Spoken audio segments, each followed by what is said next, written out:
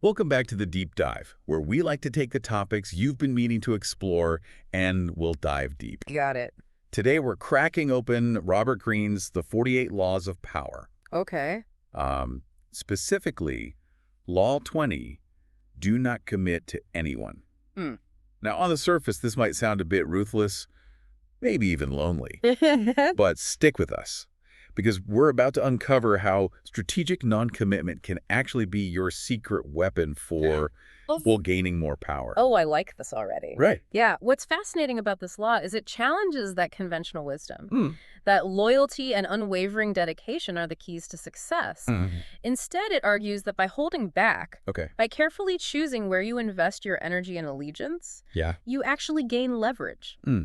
Think of it like this. Okay. Strategic commitment isn't about saying no to everything. Okay. It's about consciously choosing where you invest your time, energy, and reputation to maximize your influence and freedom. Okay, so how exactly does commitment become a trap?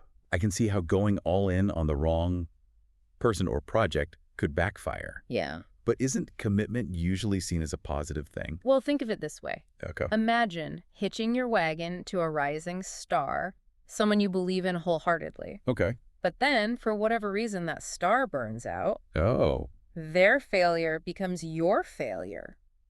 Oh, no. You're tied to their fate, Mm-hmm. and you might find yourself dragged down with them. Mm-mm. Law 20 is all about avoiding that kind of entanglement. So it's not just about saying no to everything right. Right. It's about being more strategic and intentional with the yeses. Precisely. Okay. It's about maintaining your independence and keeping your options open. Yeah. The less committed you appear, the more others will try to win you over to earn your favor. This reminds me of Queen Elizabeth I.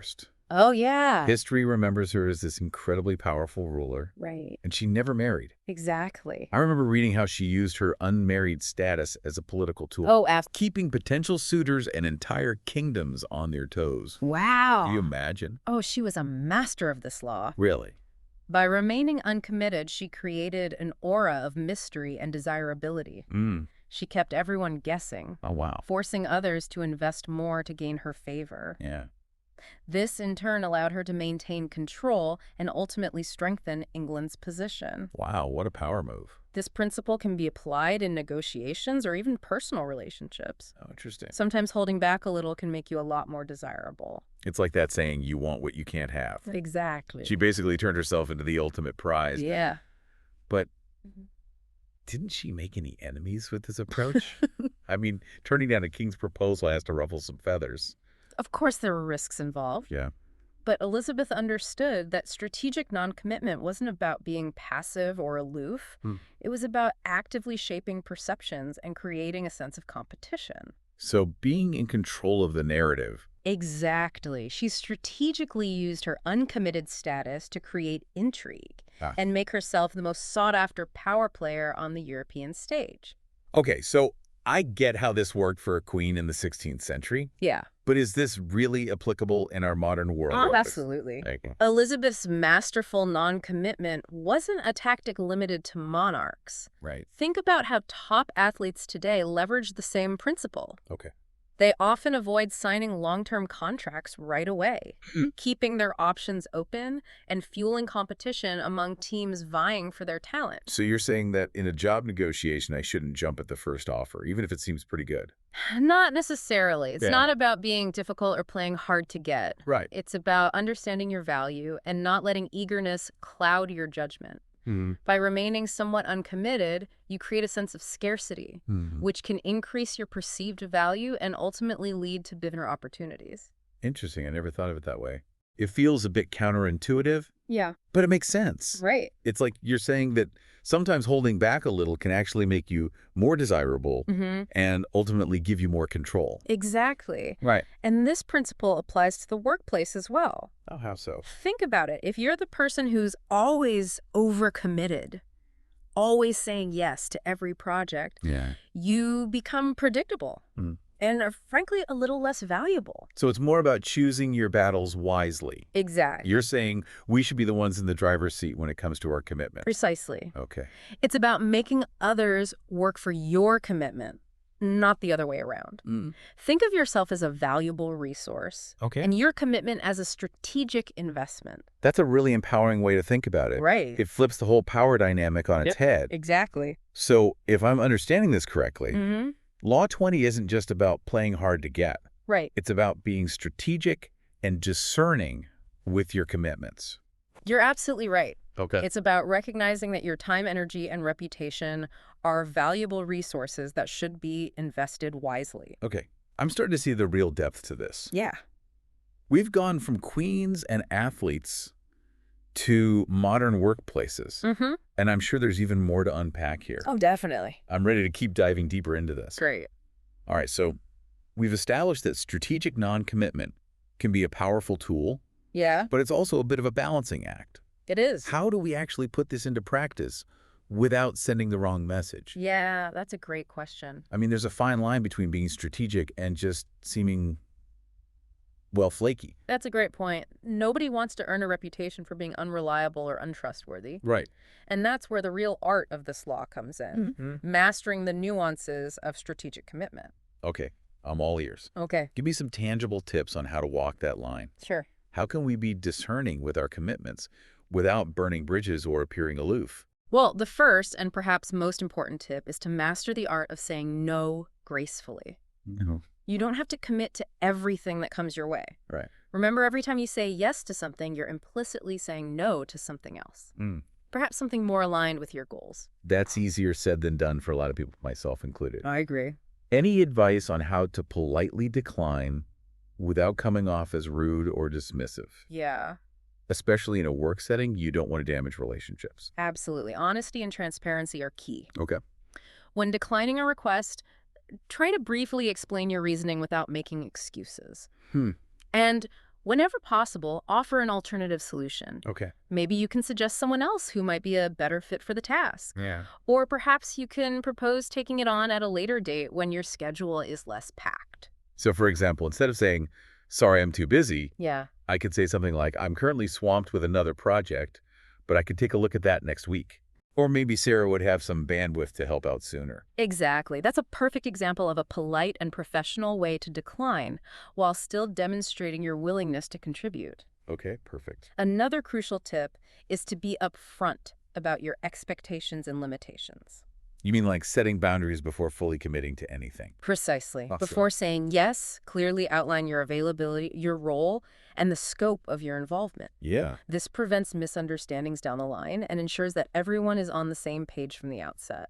That makes so much sense. Yeah. By setting clear boundaries, we protect our time and energy, and we avoid those situations where we feel overextended and resentful. Right. Any other strategies we can use to master this delicate dance? Well, don't be afraid to renegotiate commitments if circumstances change. Okay. The reality is priorities shift, unexpected challenges arise. Yeah.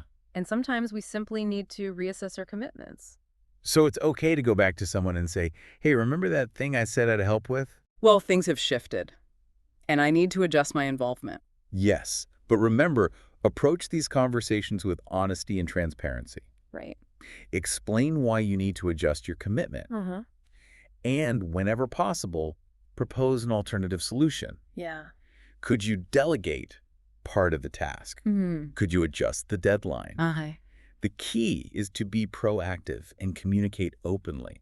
This is making me realize just how often we get stuck in commitments we've outgrown or that no longer serve us. Yeah. I love how this law encourages us to take control and make conscious choices about where we invest our energy. Yeah, you hit the nail on the head. Thanks. Strategic commitment is about recognizing that your time, energy, and reputation are all forms of currency. Right. Spend them wisely. So it's not about being non-committal in every aspect of our lives. Right. It's about being selective and intentional. Exactly. Almost like an investor choosing where to put their money. That's a brilliant analogy. Thanks. Just as a savvy investor diversifies their portfolio, we should diversify our commitments. Yeah.